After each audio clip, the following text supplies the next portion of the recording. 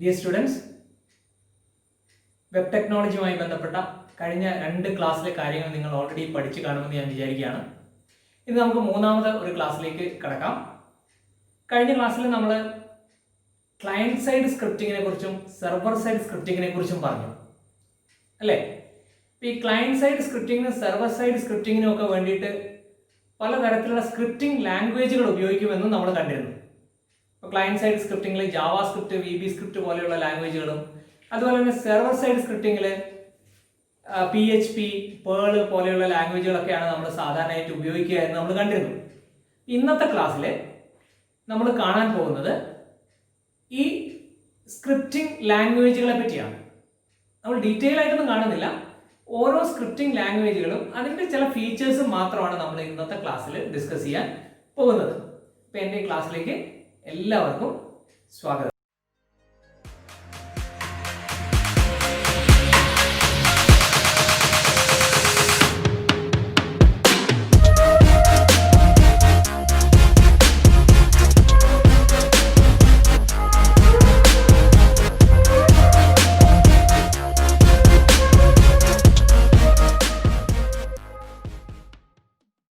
നമുക്ക് ആദ്യമായിട്ട് ജാവാസ്ക്രിപ്റ്റ് എന്ന് പറയുന്ന ഒരു ലാംഗ്വേജിനെ കുറിച്ച് കാണാം.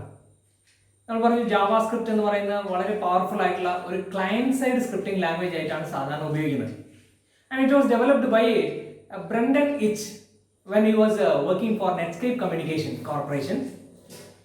അപ്പോൾ ഈ ലാംഗ്വേജ് ഒരു ഇന്റർപ്രറ്റഡ് ആയിട്ടുള്ള ലാംഗ്വേജ് ആണ്. You know what is interpretation and compilation? നമ്മൾ ഫസ്റ്റ് ഇയറിൽ കണ്ട ഒരു കാര്യമാണ് ഇന്റർപ്രിട്ടേഷനും കമ്പൈലേഷനും. ഇന്റർപ്രിട്ടേഷൻ എന്ന് പറയുമ്പോൾ ലൈൻ ബൈ ലൈൻ ആയിട്ട് കൺവേർട്ട് ചെയ്യുന്നു എന്നാണ്, എന്നിട്ട് എക്സിക്യൂട്ട് ചെയ്യുന്നു എന്നാണ് നമ്മൾ പഠിച്ചിരിക്കുന്നത്. അപ്പോൾ അങ്ങനെയുള്ളൊരു ലാംഗ്വേജ് ആണ് ജാവാസ്ക്രിപ്റ്റ് എന്ന് പറയുന്നത്. ബ്രൗസറിൽ ജാവാസ്ക്രിപ്റ്റ് ഇന്റർപ്രറ്റർ ഇന്റഗ്രേറ്റ് ചെയ്തിട്ടുണ്ട്. അപ്പോൾ ആ ജാവാസ്ക്രിപ്റ്റ് ഇന്റർപ്രറ്റർ ആ കോഡ് ഇന്റർപ്രറ്റ് ചെയ്യും, ഓരോ ലൈനും ഇന്റർപ്രറ്റ് ചെയ്ത് അതിനെ എക്സിക്യൂട്ട് ചെയ്യുന്നു. കമ്പൈലേഷൻ നമുക്കറിയാലോ, C++ എന്ന് പറയുന്ന ഒരു കമ്പൈലേഷൻ ഉപയോഗിക്കുന്ന അല്ലെങ്കിൽ കമ്പൈലർ ഉപയോഗിക്കുന്ന ഒരു ലാംഗ്വേജ് ആണ്. അപ്പോൾ അതൊരു ഹോൾ പ്രോഗ്രാം ആയിട്ട് സ്കാൻ ചെയ്യുന്നതെന്നും അതിനെ ഓബ്ജക്ട് കോഡായിട്ട് കൺവേർട്ട് ചെയ്തിട്ട് അതിനെ എക്സിക്യൂട്ട് ചെയ്യുന്നതെന്നൊക്കെയാണ് നമ്മൾ പഠിച്ചിട്ടുള്ളത്. ഇപ്പോൾ ജാവാസ്ക്രിപ്റ്റ് എങ്ങനെയുള്ള ലാംഗ്വേജ് ആണ്? ഇന്റർപ്രറ്റഡ് ലാംഗ്വേജ് ആണ്. അതുപോലെ തന്നെ ജാവാസ്ക്രിപ്റ്റിന്റെ മറ്റൊരു പ്രത്യേകത എന്ന് പറയുന്നത് it is supported by most of the browsers. നമുക്ക് അവൈലബിൾ ആയിട്ടുള്ള ഒരുപാട് ബ്രൗസറുകൾ ഈ ജാവാസ്ക്രിപ്റ്റ് എന്ന് പറയുന്ന ലാംഗ്വേജ് സപ്പോർട്ട് ചെയ്യുന്നുണ്ട്. എന്ന് പറഞ്ഞാൽ ജാവാസ്ക്രിപ്റ്റ് കോഡ് ഉണ്ടെങ്കിൽ മിക്കവാറും ബ്രൗസറുകൾ അതിനെ എക്സിക്യൂട്ട് ചെയ്യാൻ കേപ്പബിൾ ആണെന്ന് അർത്ഥം. അപ്പോൾ അത് നമ്മൾ പറയുമ്പോൾ ഇങ്ങനെ വേണമെങ്കിൽ നമുക്ക് പറയാം, പ്ലാറ്റ്ഫോം ഇൻഡിപെൻഡന്റ് ആയിട്ടുള്ള ഒരു ലാംഗ്വേജ് ആണ് ജാവാസ്ക്രിപ്റ്റ് എന്ന് പറയുന്നത്. It does not depend on a particular browser on which it is running. It can be run on most of the browsers. അപ്പോൾ പ്ലാറ്റ്ഫോം ഇൻഡിപെൻഡന്റ് ആണ്. അതുപോലെ തന്നെ ഓപ്പറേറ്റിംഗ് സിസ്റ്റം ഡിപെൻഡന്റ് അല്ല. ഏത് ഓപ്പറേറ്റിംഗ് സിസ്റ്റത്തിലും ഈ ബ്രൗസർ റൺ ചെയ്യുകയും അതുപോലെ ബ്രൗസറിൽ ഈ പ്രോഗ്രാംസ് എക്സിക്യൂട്ട് ചെയ്യുകയും ചെയ്യാം എന്നുള്ളതാണ് ജാവാസ്ക്രിപ്റ്റിന്റെ മറ്റൊരു പ്രത്യേകത. ഈ ജാവാസ്ക്രിപ്റ്റ് കോഡ് നമ്മൾ എങ്ങനെയാണ് എക്സിക്യൂട്ട് ചെയ്യുക അല്ലെങ്കിൽ നമ്മൾ എങ്ങനെയാണ് എഴുതുക? സാധാരണഗതിയിൽ നമ്മൾ HTML-നുള്ളിൽ തന്നെ ഒരു HTML ഡോക്യുമെന്റിന്റെ ഒരു വെബ് ഡോക്യുമെന്റിന്റെ ഉള്ളിൽ തന്നെ നമുക്ക് സ്ക്രിപ്റ്റ് പ്രോഗ്രാമുകൾ എഴുതാൻ പറ്റും. അപ്പോൾ അതിന് വേണ്ടിയിട്ട് നമുക്ക് ഈ HTML സ്ക്രിപ്റ്റ് എന്ന് പറയുന്ന 2 ടാഗുകളുണ്ട്, പെയർ ഓഫ് ടാഗ്സ് ഉണ്ട്. ടാഗുകൾ എന്താണെന്നും HTML-ലെ ടാഗുകളുടെ സിഗ്നിഫിക്കൻസ് എന്താണെന്നും ഒക്കെ നമുക്ക് മറ്റൊരു ക്ലാസ്സിൽ കാണാം. കാരണം HTML എന്ന് പറയുന്ന ലാംഗ്വേജിനെ കുറിച്ച് നമ്മൾ ഡീറ്റെയിൽ ആയിട്ട് അടുത്ത ക്ലാസ്സുകളിലൊക്കെ ആയിട്ട് കാണുന്നുണ്ട്.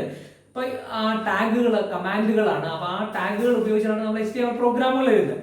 അപ്പോൾ ഇവിടെ ഒരു സ്പെഷ്യൽ ടാഗ്, സ്ക്രിപ്റ്റ് എന്ന് പറയുന്ന ഒരു സ്പെഷ്യൽ ടാഗിനുള്ളിലാണ് നമ്മൾ ജാവാസ്ക്രിപ്റ്റ് കോഡ് എഴുതുക. അപ്പോൾ സ്ക്രിപ്റ്റ് എന്ന് പറയുന്ന ടാഗ് എൻകൗണ്ടർ ചെയ്യുമ്പോൾ ബ്രൗസറിന് അറിയാം അത് ജാവാസ്ക്രിപ്റ്റ് കോഡ് അല്ലെങ്കിൽ ഇനി സ്ക്രിപ്റ്റ് ആണ് ഫോളോ ചെയ്യുന്നത്. അപ്പോൾ അതിനെ എക്സിക്യൂട്ട് ചെയ്യണമെന്നുണ്ടെങ്കിൽ ജാവാസ്ക്രിപ്റ്റ് ഇന്റർപ്രറ്റർ അല്ലെങ്കിൽ വാട്ടെവർ ഏത് സ്ക്രിപ്റ്റ് ആണോ നമ്മൾ ഉപയോഗിക്കുന്ന ഏത് ലാംഗ്വേജിലുള്ള സ്ക്രിപ്റ്റ് ആണെന്നൊക്കെ നമ്മൾ കൃത്യമായിട്ട് പറയും. അപ്പോൾ അത് ബ്രൗസർ അറിയുകയും അപ്പോൾ അതിനെ ഇന്റർപ്രറ്റ് ചെയ്യുകയും ചെയ്യും. അപ്പോൾ ഇത് വേണമെങ്കിൽ നമുക്ക് HTML കോഡിനുള്ളിൽ അല്ലെങ്കിൽ HTML പ്രോഗ്രാമിനുള്ളിൽ തന്നെ എംബഡ് ചെയ്യാം. അല്ലെങ്കിൽ ഈ ജാവാസ്ക്രിപ്റ്റ് കോഡ് കംപ്ലീറ്റ് ആയിട്ട് നമുക്ക് വേറൊരു ഡോക്യുമെന്റ് ആയിട്ട് വേറൊരു ഫയലായിട്ട് ക്രിയേറ്റ് ചെയ്യാം. എന്നിട്ട് അതിന് .js എക്സ്റ്റൻഷൻ എന്ന് പറയുന്ന .js എക്സ്റ്റൻഷനിൽ സേവ് ചെയ്യാം. നമ്മൾ ഫയലുകളൊക്കെ സേവ് ചെയ്യുമ്പോൾ എക്സ്റ്റൻഷൻസ് കൊടുക്കാറുണ്ട്. .dat എന്ന് പറയുന്ന എക്സ്റ്റൻഷൻ ഉണ്ട്, .txt എന്ന് പറയുന്ന എക്സ്റ്റൻഷൻ, .doc എന്ന് പറയുന്ന എക്സ്റ്റൻഷനുകൾ നമ്മൾ കണ്ടിട്ടുണ്ട്. ഓരോ ഫയലുകളും ആ ഫയൽ എന്ത് ടൈപ്പ് ഫയലാണ് എന്ന് സിഗ്നിഫൈ ചെയ്യുന്ന ഒരു എക്സ്റ്റൻഷൻ ഫയൽ നെയിമിനോട് കൂടി ഉണ്ടാവും. ഇവിടെ ജാവാസ്ക്രിപ്റ്റ് കോഡ് അല്ലെങ്കിൽ ജാവാസ്ക്രിപ്റ്റ് ഫയൽ സേവ് ചെയ്യുമ്പോൾ നമ്മൾ കൊടുക്കേണ്ട എക്സ്റ്റൻഷൻ എന്താണ്? .js എന്ന് പറയുന്ന എക്സ്റ്റൻഷൻ ആണ് കൊടുക്കേണ്ടത്. ഓക്കെ, അപ്പൊ ഇങ്ങനെ 2 രീതിയിൽ നമുക്ക് ജാവാസ്ക്രിപ്റ്റ് കോഡുകൾ എഴുതാൻ പറ്റും. ഇനി എക്സ്റ്റേണൽ ഫയലായിട്ടാണ് എഴുതുന്നതെങ്കിൽ നമുക്ക് സ്ക്രിപ്റ്റ് ടാഗിനുള്ളിൽ അല്ലെങ്കിൽ സ്ക്രിപ്റ്റ് ടാഗിനോട് കൂടിയിട്ട് ഇത് ഇൻക്ലൂഡ് ചെയ്യാനുള്ള ഫീച്ചർ ഉണ്ട്. SRC എന്ന് പറയുന്ന ആട്രിബ്യൂട്ട് ഉപയോഗിച്ചുകൊണ്ട് നമുക്ക് ഈ എക്സ്റ്റേണൽ ഫയൽ നമ്മുടെ വെബ് ഡോക്യുമെന്റിലേക്ക് കൊണ്ടുവരാൻ സാധിക്കും. അടുത്ത നമുക്ക് ഇതിന്റെ ഒരു ഫീച്ചർ ആയിട്ട് പറയാവുന്നത്, ഈ ജാവാസ്ക്രിപ്റ്റ് കോഡ് നമ്മൾ സാധാരണയായിട്ട് എഴുതുന്നത് നമുക്ക് ഡാറ്റ വാലിഡേഷന് വേണ്ടിയിട്ടാണ്. ഡാറ്റ വാലിഡേഷൻ എന്ന് പറഞ്ഞാൽ ഞാൻ മുമ്പുള്ള ക്ലാസ്സിൽ പറഞ്ഞിട്ടുണ്ട്, നമ്മുടെ ഡാറ്റയുടെ കറക്റ്റ്നെസ് ചെക്ക് ചെയ്യുക. അതായത് ഇപ്പോൾ ഒരു പർട്ടിക്കുലർ യൂസർ നെയിം എന്ന് പറയുന്ന മിനിമം ഇത്ര ക്യാരക്ടർ വേണം. അത് നമുക്ക് സെർവറിലേക്ക് സെൻഡ് ചെയ്യാതെ തന്നെ നമുക്ക് ക്ലയന്റിൽ വെച്ചുകൊണ്ട് തന്നെ ആ റിക്വയർമെന്റ് സാറ്റിസ്ഫൈ ചെയ്യുന്നുണ്ടോ ഇല്ലയോ എന്ന് ചെക്ക് ചെയ്യാം. അതുപോലെ പാസ്വേഡിന് ചില റെസ്ട്രിക്ഷൻസ് നമ്മൾ സാധാരണ കൊടുക്കാറുണ്ട് അല്ലേ. നിങ്ങൾ പാസ്വേഡ് എൻ്റർ ചെയ്തപ്പോൾ മിനിമം 8 ക്യാരക്ടേഴ്സ് ഉണ്ടായിരിക്കണം, അതിലൊരു ക്യാപിറ്റൽ ലെറ്റർ ഉണ്ടാവണം, അതിൽ സ്മോൾ ലെറ്റർ ഉണ്ടാവണം എന്നൊക്കെയുള്ള റെസ്ട്രിക്ഷൻസ് പാസ്വേഡിന് സാധാരണയായിട്ട് വരാറുണ്ട്. പാസ്വേഡുകൾ സ്ട്രോങ് ആകാൻ വേണ്ടിയിട്ട് അങ്ങനെയുള്ള റെസ്ട്രിക്ഷൻസ് വെക്കാറുണ്ട്.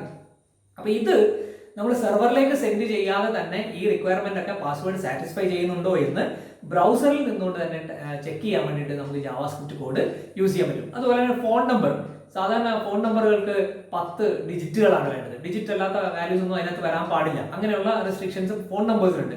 അപ്പോൾ 10 നമ്പേഴ്സ് ഉണ്ടോ ഇല്ലയോ എന്ന് ചെക്ക് ചെയ്യണം.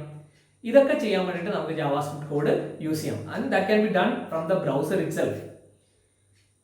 ഓക്കെ, അപ്പോൾ ഇതൊക്കെയാണ് ഈ ജാവാസ്ക്രിപ്റ്റിന്റെ പ്രത്യേകതകൾ എന്ന് പറയുന്നത്. ഇനി വേറൊരു അഡ്വാൻറ്റേജ് എന്ന് പറയുന്നത്, ഈ ജാവാസ്ക്രിപ്റ്റ് ഉപയോഗിച്ചിട്ട് വേറൊരു ടെക്നോളജി തന്നെയുണ്ട്. ജാവാസ്ക്രിപ്റ്റും XML കൂടി ഇന്റഗ്രേറ്റ് ചെയ്തിട്ട് Ajax asynchronous JavaScript and XML എന്ന് പറയുന്ന ഒരു ടെക്നോളജി ഉണ്ട്. നിങ്ങൾ ചില വെബ്സൈറ്റുകളിൽ നമ്മുടെ എസ്പെഷ്യലി നമ്മൾ ഈ ഡാറ്റ സബ്മിറ്റ് ചെയ്യുന്ന വെബ്സൈറ്റുകളിലൊക്കെ, ഫോർ എക്സാമ്പിൾ നമ്മുടെ അഡ്മിഷന് വേണ്ടിയിട്ട് നമ്മൾ നമ്മുടെ ആപ്ലിക്കേഷൻ സബ്മിറ്റ് ചെയ്യുന്ന ഒരു വെബ്സൈറ്റിൽ നിങ്ങളുടെ രജിസ്റ്റർ നമ്പർ അടിക്കുമ്പോൾ നിങ്ങളുടെ ബാക്കിയുള്ള ഡീറ്റെയിലുകൾ ഡാറ്റാബേസിൽ സ്റ്റോർ ചെയ്യുന്ന ബാക്കിയുള്ള ഡീറ്റെയിൽസിൽ ആ വെബ് പേജിൽ ചില ഫീൽഡുകളിലേക്ക് ഫില്ല് ചെയ്യുന്നതായിട്ട് നിങ്ങൾ കണ്ടിട്ടുണ്ടാവും. അപ്പം ഇത് ആ വെബ് പേജ് ഒന്നുകൂടി റീലോഡ് ചെയ്യുന്നതിന് മുമ്പ് അല്ലെങ്കിൽ റീലോഡ് ചെയ്യാതെ തന്നെ ഈ ഡാറ്റ ആ ഫീൽഡുകളിൽ ഫില്ല് ചെയ്യാറുണ്ട്. അപ്പം ഇതിനു വേണ്ടിയിട്ട് ഉപയോഗിക്കുന്ന ഒരു ടെക്നോളജി എന്ന് പറയുന്നത് ഈ അജാക്സ് എന്ന് പറയുന്ന ടെക്നോളജിയാണ്. ഒരു പവർഫുൾ ആയിട്ടുള്ള ഒരു ഫീച്ചറാണ്. വെബ് പേജുകൾ without reloading you can update part of the web page. അതാണ് ഈ ഒരു ടെക്നോളജി കൊണ്ട് നമുക്ക് ഏറ്റവും ഉപകാരപ്രദമായിട്ടുള്ളത്. അപ്പോൾ അതും ഈ ജാവാസ്ക്രിപ്റ്റ് XML കൂടെ കമ്പൈൻ ചെയ്തിട്ട്, XML എന്ന് പറയുന്നത് ഒരു ലാംഗ്വേജ് ആണ്, എക്സ്റ്റെൻസിബിൾ മാർക്കപ്പ് ലാംഗ്വേജ് എന്നാണ് നമ്മൾ അതിന് പറയുക. അത് നമുക്ക് HTML പോലെ തന്നെ വെബ് പേജുമായിട്ട് ബന്ധപ്പെട്ട വെബ് പേജ് ഡിസൈനുമായിട്ട് ബന്ധപ്പെട്ട ഒരു ലാംഗ്വേജ് ആണ്. നമ്മൾ അതിൽ നമുക്ക് ടാഗുകൾ ക്രിയേറ്റ് ചെയ്യാം. User can create tags. HTML pre defined ആയിട്ടുള്ള ടാഗ്സ് ആണ്. അതാണ് ഇതിന്റെ വ്യത്യാസം എന്ന് പറയുന്നത്.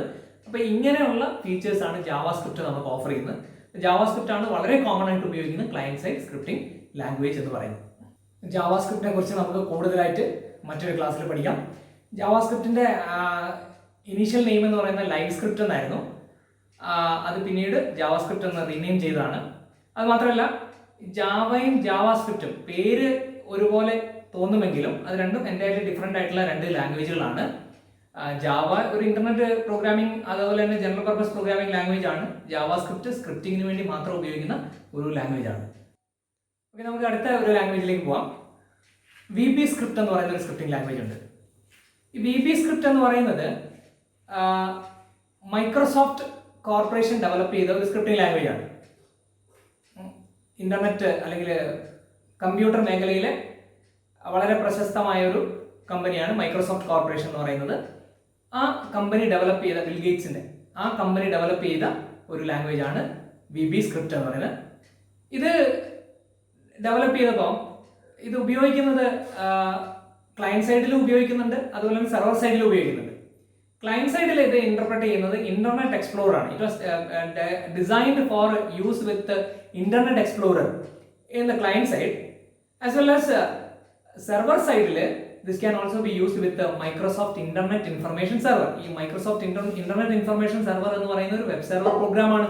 നമ്മൾ മുമ്പ് കണ്ടിട്ട് അപ്പാഷെ വെബ് സെർവർ, IIS എന്നൊക്കെ പറയുന്ന വെബ് സെർവർ പ്രോഗ്രാമുകളെ പറ്റി നമ്മൾ കേട്ടിട്ടുണ്ടല്ലോ. അപ്പോൾ ഇത് ഈ VB സ്ക്രിപ്റ്റ് എന്ന് പറയുന്നത് ആ ഒരു പ്രോഗ്രാമിൽ അല്ലെങ്കിൽ ആ സെർവറിൽ ഇന്റർപ്രറ്റ് ചെയ്ത് ഉപയോഗിക്കാൻ വേണ്ടി ഡെവലപ്പ് ചെയ്ത ഒരു ലാംഗ്വേജ് ആണ്. അതുകൊണ്ട് തന്നെ ഇത് മറ്റ് ബ്രൗസറുകൾ അതുപോലെ സെർവറുകളും ഒന്നും കാര്യമായി സപ്പോർട്ട് ചെയ്യുന്നില്ല. So we can say that VB script is not platform independent. ഇത് പ്ലാറ്റ്ഫോം ഡിപ്പെൻഡന്റ് ആയിട്ടുള്ള വിൻഡോസ് ഓപ്പറേറ്റിംഗ് സിസ്റ്റത്തിൽ ഉപയോഗിക്കുന്ന ഒരു ലാംഗ്വേജ് ആണ് ഈ VB സ്ക്രിപ്റ്റ് എന്ന് പറയുന്നത്. It may not work with other browsers other than Internet Explorer. ഇനി ഇത് ഈ മൈക്രോസോഫ്റ്റിന്റെ ASP.NET എന്ന് പറഞ്ഞൊരു ഫ്രെയിംവർക്ക് ഉണ്ട്.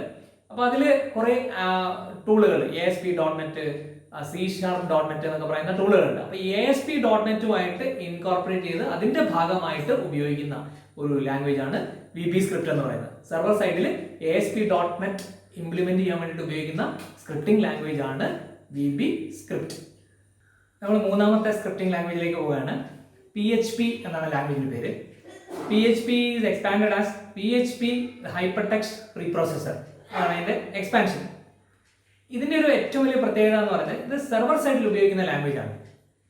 സെർവർ സൈഡിൽ ഉപയോഗിക്കുന്ന ലാംഗ്വേജ് ആണ് എന്നതിന് പുറമെ ഇത് ഒരു open source general purpose scripting language ആണ്. ഓപ്പൺ സോഴ്സ് എന്ന് പറയുന്ന വാക്കിൽ നമുക്കറിയാം open source operating system. Ubuntu is an open source operating system എന്ന് പറഞ്ഞാൽ അതിന്റെ സോഴ്സ് കോഡ് അവൈലബിൾ ആണ്, ലൈസൻസ് ഇങ്ങനെ ഫ്രീ ആണ്. അതുപോലെ തന്നെ നമുക്ക് എന്തെങ്കിലുമൊക്കെ മാറ്റങ്ങൾ മീൻസ് നമുക്ക് ഇതിലേക്ക് അഡീഷൻസ് ഒക്കെ വരുത്താൻ സാധിക്കുന്ന ഒരു ലാംഗ്വേജ് ആണ് PHP എന്ന് പറയുന്ന ലാംഗ്വേജ്. ഇത് ഡെവലപ്പ് ചെയ്ത് റാസ്മസ് ലെർഡോഫ് എന്ന് പറയുന്ന വ്യക്തിയാണ്. PHP കോഡ് കണ്ടെയ്ൻ ചെയ്യുന്ന വെബ് പേജുകൾ നമ്മൾ സേവ് ചെയ്യുമ്പോൾ .php എക്സ്റ്റൻഷനിൽ വേണം സേവ് ചെയ്യാൻ വേണ്ടിയിട്ട്. നമ്മൾ സാധാരണ ഒരു HTML ഡോക്യുമെന്റ് സേവ് ചെയ്യുമ്പോൾ .html എന്ന് പറയുന്ന എക്സ്റ്റൻഷനിലായിരിക്കും സേവ് ചെയ്യുക. പക്ഷെ PHP ഡോക്യുമെന്റുകൾ PHP കോഡ് ഉണ്ടെങ്കിൽ ആ PHP കോഡ് സേവ് ചെയ്യുമ്പോൾ PHP കോഡുള്ള വെബ് ഡോക്യുമെന്റുകൾ സേവ് ചെയ്യുമ്പോൾ .php എക്സ്റ്റൻഷനിൽ വേണം സേവ് ചെയ്യാൻ വേണ്ടിയിട്ട്. അതുപോലെ തന്നെ ഈ സ്ക്രിപ്റ്റിംഗ് ലാംഗ്വേജിന്റെ ഒരു പ്രത്യേകത എന്ന് പറയുന്നത് ഇറ്റ് സപ്പോർട്ട്സ് ഡാറ്റാബേസ് പ്രോഗ്രാമിംഗ്. അതുകൊണ്ടാണ് ഇത് സെർവർ സൈഡിൽ കൂടുതലായിട്ട് നമ്മൾ ഉപയോഗിക്കുന്നത്. സ്ക്രിപ്റ്റിംഗ് നമ്മൾക്ക് ഡാറ്റാബേസുമായിട്ട് ഇന്ററാക്ട് ചെയ്യേണ്ടി വരുമ്പോൾ ഡാറ്റാബേസുമായിട്ട് ഇന്ററാക്ട് ചെയ്യേണ്ടി വരുമ്പോൾ അതിനുള്ള ഫീച്ചേഴ്സ് ഒക്കെ ഈ ഒരു സ്ക്രിപ്റ്റിംഗ് ലാംഗ്വേജിൽ ഉണ്ട് എന്നുള്ളതാണ് ഈ PHP എന്ന് പറയുന്ന ലാംഗ്വേജിന്റെ ഒരു പവർ എന്ന് പറയുന്നത്. അതുപോലെ തന്നെ ഇത് നമുക്ക് വെബ് സെർവറിൽ എക്സിക്യൂട്ട് ചെയ്യണമെന്നുണ്ടെങ്കിൽ PHP എഞ്ചിൻ വേണം. അപ്പോൾ ഈ PHP എഞ്ചിനും അതുപോലെ തന്നെ ഇതിന്റെ ഒരു ഏറ്റവും ഈസി ആയിട്ട് കമ്മ്യൂണിക്കേറ്റ് ചെയ്യാൻ പറ്റുന്ന ഡാറ്റാബേസ് എന്ന് പറയുന്നത് MySQL എന്ന് പറയുന്ന ഒരു ഡാറ്റാബേസാണ്. അപ്പോൾ ഇതെല്ലാം കൂടെ കമ്പൈൻ ചെയ്തുകൊണ്ടുള്ള ഒരു സോഫ്റ്റ്വെയർ അവൈലബിൾ ആണ്. ലിനക്സിലാണെങ്കിൽ ലാംബ് എന്ന് പറയുന്ന ഒരു സോഫ്റ്റ്വെയർ നമുക്ക് ഡൗൺലോഡ് ചെയ്ത് ഇൻസ്റ്റാൾ ചെയ്ത് കഴിഞ്ഞാൽ അതിനകത്ത് അതായത് Linux operating system, Apache web server, MySQL and PHP ഇതിന്റെ എല്ലാം കൂടെ കോമ്പിനേഷനാണ് നമ്മൾ ലാംബ് എന്ന് പറയുന്നത്. അപ്പോൾ ലിനക്സിൽ യൂസ് ചെയ്യുന്ന സോഫ്റ്റ്വെയർ ആണ് ലാംബ്. അതുപോലെ തന്നെ വിൻഡോസിൽ ഉപയോഗിക്കുന്ന സോഫ്റ്റ്വെയർ ഉണ്ട്, വാംബ് എന്നാണ് അതിന് പറയുക. Windows, Apache, MySQL, PHP. ഇത് ഈ ഒരു സോഫ്റ്റ്വെയർ ഉപയോഗിച്ചുകൊണ്ടാണ് നമ്മൾ PHP പ്രോഗ്രാമുകൾ എക്സിക്യൂട്ട് ചെയ്യുക. ഒരു സെർവർ സൈഡ് പ്രോഗ്രാമാണ് അത്. PHP പ്രോഗ്രാമുകളെ ഇന്റർപ്രറ്റ് ചെയ്യാൻ വേണ്ടിയിട്ട് ഉപയോഗിക്കുന്ന ഒരു പ്രോഗ്രാമാണ്. അപ്പോൾ അതിൽ വെബ് സെർവർ അടക്കമുണ്ട്. വെബ് സെർവർ എന്ന് പറയുന്നത് അപ്പാഷെ എന്ന് പറയുന്ന വെബ് സെർവറാണ്. MySQL എന്ന് പറയുന്ന ഡാറ്റാബേസ് ആണ്. അപ്പോൾ ഇതെല്ലാം കൂടെ കമ്പൈൻ ചെയ്തിട്ടുള്ള ഇന്റഗ്രേറ്റ് ചെയ്തിട്ടുള്ള ഒരു സോഫ്റ്റ്വെയർ ആണ് ലാംബ്, വാംബ് etcetera. The next server side scripting technology is ASP, Active Server Pages. This is also a Microsoft technology, and when ASP files are saved you have to use .asp extension for these files. And ഇത് എങ്ങനെയാണ് compile ചെയ്യുന്നതെന്ന് ചോദിച്ചു കഴിഞ്ഞാൽ Microsoft IIS എന്ന് പറയുന്ന web server ആണ് ഈ പ്രോഗ്രാമുകൾ കമ്പൈൽ ചെയ്യുന്നത്. കമ്പൈൽ ചെയ്ത് എക്സിക്യൂട്ട് ചെയ്യുന്നത്. ഇത് വിൻഡോസിൽ മാത്രം ഓപ്പറേറ്റ് ചെയ്യുന്ന വിൻഡോസ് ഓപ്പറേറ്റിംഗ് സിസ്റ്റത്തിൽ മാത്രം യൂസ് ചെയ്യാൻ പറ്റുന്ന ഒരു ടെക്നോളജിയാണ്. പ്ലാറ്റ്ഫോം ഡിപ്പെൻഡന്റ് ആണ് എന്നർത്ഥം. And it also supports wide variety of databases. MySQL, അതുപോലെ PostgreSQL, അതുപോലെ ഒറാക്കിൾ, അങ്ങനെയുള്ള പല ഡാറ്റാബേസുകൾ സപ്പോർട്ട് ചെയ്യുന്ന ഡാറ്റാബേസ് കണക്ടിവിറ്റി ഒക്കെ സപ്പോർട്ട് ചെയ്യുന്ന ഒരു സെർവർ സൈഡ് സ്ക്രിപ്റ്റിംഗ് ടെക്നോളജിയാണ്, ലാംഗ്വേജ് ആണ് ASP എന്ന് പറയുന്നത്. അടുത്ത ഒരു സെർവർ സൈഡ് സ്ക്രിപ്റ്റിംഗ് ടെക്നോളജി അല്ലെങ്കിൽ ലാംഗ്വേജ് എന്ന് പറയുന്നത് JSP എന്ന് പറയുന്ന ലാംഗ്വേജ് ആണ്. JSP stands for Java Server Pages, and it was developed by Sun Microsystems in 1999. 1999 develop ചെയ്ത ഒരു സ്ക്രിപ്റ്റിംഗ് ടെക്നോളജി അല്ലെങ്കിൽ സ്ക്രിപ്റ്റിംഗ് ലാംഗ്വേജ് ആണ് JSP, Java Server Pages. ഇത് PHP പോലെ തന്നെയുള്ള ഒരു ലാംഗ്വേജ് ആണ്. പക്ഷെ ഇവിടെ യൂസ് ചെയ്യുന്നത് ജാവ പ്രോഗ്രാമിംഗ് ലാംഗ്വേജ് ആണ്. ഈ ടെക്നോളജിയിൽ ഉപയോഗിക്കുന്ന ലാംഗ്വേജ് ജാവ പ്രോഗ്രാമിംഗ് ലാംഗ്വേജ് ആണ്. ASPയിൽ VB സ്ക്രിപ്റ്റ് ഉപയോഗിക്കുന്ന പോലെ JSPയിൽ ഉപയോഗിക്കുന്ന ലാംഗ്വേജ് എന്ന് പറയുന്നത് ജാവ പ്രോഗ്രാമിംഗ് ലാംഗ്വേജ് ആണ്. And when you write this JSP code it should be saved with .JSP extension. അപ്പോൾ ഓരോ ഫയലുകളും ആ പർട്ടിക്കുലർ ടെക്നോളജി യൂസ് ചെയ്യുമ്പോൾ അതിന് റെപ്രസെന്റ് ചെയ്യുന്ന എക്സ്റ്റൻഷൻസ് ആണ് യൂസ് ചെയ്യുക. ജാവാസ്ക്രിപ്റ്റ് ഫയൽ സേവ് ചെയ്യുമ്പോൾ .js ഉപയോഗിക്കുന്നു. അതുപോലെ തന്നെ PHP ഫയലുകൾ സേവ് ചെയ്യുമ്പോൾ .php ഉപയോഗിക്കുന്നു. അങ്ങനെ ASP ഫയലുകളും JSP ഫയലുകളും ഒക്കെ സേവ് ചെയ്യുമ്പോൾ അതിന് കറസ്പോണ്ടിങ് ആയിട്ടുള്ള ഫയൽ എക്സ്റ്റൻഷൻസ് ആണ് ഉപയോഗിക്കുക. ഇത് റൺ ചെയ്യാൻ ആവശ്യമായിട്ടുള്ള വെബ് സെർവർ എന്ന് പറയുന്നത്, വെബ് സെർവറിലാണ് ഇത് റൺ ചെയ്യുന്നത്. നമുക്കറിയാം സെർവർ സൈഡ് സ്ക്രിപ്റ്റിംഗ് ലാംഗ്വേജ് ആയതുകൊണ്ട് വെബ് സെർവർ ആണ് റൺ ചെയ്യേണ്ടത്. അപ്പാഷെ ടോംകാറ്റ് വെബ് സെർവർ ആണ് സാധാരണഗതിയിൽ ഈ JSP പ്രോഗ്രാമുകൾ റൺ ചെയ്യാൻ വേണ്ടിയിട്ട് യൂസ് ചെയ്യുന്നത്. ഇതൊക്കെയാണ് ഈ JSP എന്ന് പറയുന്ന ലാംഗ്വേജിന്റെ സ്ക്രിപ്റ്റിംഗ് ലാംഗ്വേജിന്റെ പ്രത്യേകത. And this is part of Java 2 Enterprise Edition J2EE ന്റെ ഒരു പാർട്ടായിട്ടാണ് ഇത് നമ്മൾ സ്ക്രിപ്റ്റിങ്ങിന് വേണ്ടിയിട്ട് യൂസ് ചെയ്യുന്നത്. വെബ് ഡിസൈനിൽ ഉപയോഗിക്കുന്ന മറ്റൊരു വളരെ ഇമ്പോർട്ടൻ്റ് ആയിട്ടുള്ള ഒരു ടൂളാണ് CSS, അല്ലെങ്കിൽ ഒരു ടെക്നോളജിയാണ് CSS എന്ന് പറയുന്നത്. കാസ്കേഡിംഗ് സ്റ്റൈൽ ഷീറ്റ് എന്നാണ് പറയുക. ഈ ഒരു സ്റ്റൈൽ ഷീറ്റ് ലാംഗ്വേജിനെ കുറിച്ച് പറഞ്ഞുകൊണ്ട് നമുക്ക് ഇന്നത്തെ ക്ലാസ് അവസാനിപ്പിക്കാം. ഈ CSS എന്ന് പറയുന്നത് cascading style sheet, it's A style sheet language. സാധാരണഗതിയിൽ നമ്മൾ HTML എഴുതുമ്പോൾ HTML തന്നെ ഫോർമാറ്റ് ചെയ്യാൻ ആവശ്യമായിട്ടുള്ള ആട്രിബ്യൂട്ടുകളൊക്കെ ഉണ്ട്. അപ്പോൾ നമ്മൾ കണ്ടന്റും അതുപോലെ തന്നെ അതിന്റെ സ്റ്റൈലും ഒരു ഡോക്യുമെന്റ് തന്നെയാണ് വരാറ്. നമ്മൾ CSS യൂസ് ചെയ്യുവാണെങ്കിൽ ഈ പ്രസന്റേഷനും കണ്ടന്റും നമുക്ക് സെപ്പറേറ്റ് ചെയ്യാൻ പറ്റും എന്നുള്ളതാണ് ഇതിന്റെ ഒരു അഡ്വാൻറ്റേജ് എന്ന് പറയുന്നത്. അപ്പോൾ CSS ഒരു സ്റ്റൈലിംഗ് ലാംഗ്വേജ് ആണ്. HTML എലമെന്റുകളെ ഏതൊക്കെ രീതിയിൽ സ്റ്റൈൽ ചെയ്യണം, ആ സ്റ്റൈൽ എന്ന് പറയുന്ന ഒരു ആട്രിബ്യൂട്ട് ഉപയോഗിച്ചുകൊണ്ട് നമുക്ക് അതിന് സ്റ്റൈലിംഗ് ഡിസ്ക്രിപ്ഷൻസ് നമുക്ക് കൊടുക്കാൻ സാധിക്കും എന്നുള്ളതാണ് CSSന്റെ പ്രത്യേകത. ഇത് നമുക്ക് മൂന്ന് രീതിയിൽ CSS കോഡുകൾ നമുക്ക് നമ്മുടെ ഫയലുകളിൽ ഉൾപ്പെടുത്താൻ പറ്റും. ഒന്ന് ഇൻലൈൻ ആയിട്ട്, അതായത് HTML ടാഗിന്റെ കൂടെ applied in each tag with style attribute. Style എന്ന് പറയുന്ന ഒരു ആട്രിബ്യൂട്ട് ഉപയോഗിച്ചുകൊണ്ട് ഓരോ ടാഗിന്റെയും സ്റ്റൈൽസ് വേണമെങ്കിൽ നമുക്ക് ഡിസ്ക്രൈബ് ചെയ്യാം. അതാണ് ഇൻലൈൻ സ്റ്റൈൽ എന്ന് പറയുന്നത്.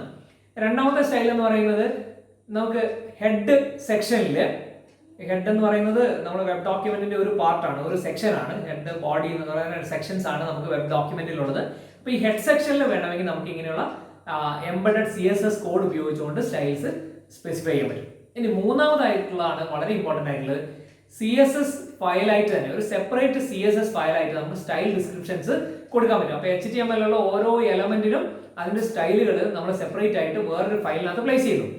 അപ്പോൾ അതുകൊണ്ട് തന്നെ റീയൂസബിലിറ്റി ഇതിന്റെ ഒരു അഡ്വാൻറ്റേജ് ആണ്. നമുക്കറിയാം ഒരു കോഡ് നമ്മൾ C++ൽ ഫംഗ്ഷൻസ് നമ്മൾ കണ്ടു. ഫംഗ്ഷൻസ് എഴുതി കഴിഞ്ഞ് കഴിഞ്ഞാൽ നമുക്ക് ഏത് പ്രോഗ്രാമിലേക്ക് ആ ഫംഗ്ഷൻസ് കോൾ ചെയ്യാന്ന് പറഞ്ഞ പോലെ തന്നെ ഇവിടെ CSS സ്റ്റൈലുകൾ എല്ലാം കൂടി നമ്മൾ ഒരു പേജിനകത്ത് അല്ലെങ്കിൽ ഒരു പ്രോഗ്രാമിനകത്ത് അല്ലെങ്കിൽ ഒരു ഫയലിനകത്ത് ഉൾപ്പെടുത്തി കഴിഞ്ഞാൽ ആ ഫയൽ നമുക്ക് പല വെബ് ഡോക്യുമെന്റുകളിലേക്ക് ഇൻക്ലൂഡ് ചെയ്തിട്ട് സ്റ്റൈലുകൾ സ്പെസിഫൈ ചെയ്യാൻ പറ്റുമോ എന്നുള്ളതാണ് ഇതിന്റെ ഒരു അഡ്വാൻറ്റേജ്. അപ്പൊ അങ്ങനെ മൂന്ന് രീതിയിൽ നമുക്ക് CSS നമ്മുടെ വെബ് ഡോക്യുമെന്റിനകത്ത് ഉൾപ്പെടുത്താൻ സാധിക്കും. CSS allows adapting the presentation of a web page to devices with the different screen sizes such as desktop monitors, tablets or mobiles. ഇതാണ് വേറൊരു advantage of CSS. Responsive web ഡിസൈനിൽ, അതായത് നമ്മുടെ വെബ് പേജ് എന്ന് പറയുന്നത് പല സ്ക്രീൻ സൈസിലും റെസ്പോണ്ട് ചെയ്യണമെന്നുണ്ടെങ്കിൽ same web page വ്യത്യസ്തമായിട്ടുള്ള സ്ക്രീൻ റെസൊല്യൂഷനിലും സ്ക്രീൻ സൈസിലും ഒക്കെ ഡിസ്പ്ലേ ചെയ്യേണ്ടതായിട്ട് വരുമ്പോൾ CSS സ്റ്റൈലിംഗ് ഉപയോഗിച്ചുകൊണ്ട് നമുക്ക് ആ ഒരു രീതിയിലേക്ക് അതിനെ അഡാപ്റ്റ് ചെയ്യാൻ, നമ്മുടെ വെബ് പേജുകളെ അഡാപ്റ്റ് ചെയ്യാൻ പറ്റും എന്നുള്ളതാണ് CSSന്റെ മറ്റൊരു പ്രത്യേകത. ഇത്രയും ആണ് നമുക്ക് വളരെ ബ്രീഫ് ആയിട്ടുള്ള ഒരു സ്റ്റഡിയെ നമ്മൾ നടത്തിയിട്ടുള്ളൂ. നമ്മൾ ഉപയോഗിക്കുന്ന വെബ് ഡിസൈനിൽ ഉപയോഗിക്കുന്ന ഇതിനെ കൂടുതൽ നിങ്ങൾ എക്സ്പ്ലോർ ചെയ്യുവാണെങ്കിൽ വളരെ ഡൈനാമിക് ആയിട്ടുള്ള അതുപോലെ തന്നെ വളരെ ഇന്ററാക്റ്റീവ് ആയിട്ടുള്ള വെബ്സൈറ്റുകളൊക്കെ നമുക്ക് ഡെവലപ്പ് ചെയ്യാൻ സാധിക്കും. അതുകൊണ്ട് നമുക്ക് ജസ്റ്റ് ഒരു ഇൻട്രൊഡക്ഷൻ മാത്രമേ നിങ്ങൾക്ക് തന്നിട്ടുള്ളൂ. You can explore these topics so that you can create attractive and dynamic അതുപോലെ തന്നെ ഇന്ററാക്റ്റീവ് വെബ് പേജസ്. ഓക്കെ, അടുത്ത ക്ലാസ്സിൽ നമുക്ക് HTML എന്ന് പറയുന്ന ലാംഗ്വേജിനെ കുറിച്ച് വളരെ ഡീറ്റെയിൽ ആയിട്ടുള്ള ക്ലാസ്സുകളാണ് ഇനി വരാൻ പോകുന്നത്. അപ്പോൾ നമുക്ക് അടുത്ത ക്ലാസ്സുകളിൽ കാണാം. Thank you very much.